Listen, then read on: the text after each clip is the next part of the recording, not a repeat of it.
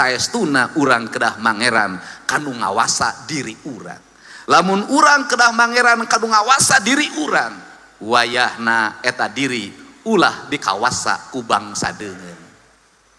Ari bangsa deungeun teh saha? Nyaeta bangsa nu lain dinu aya dinu diri urang, bangsa anu dedengean, bangsa tetempoan, bangsa aangsean, eta bangsa-bangsa nu kaluar tinu diri urang sorangan.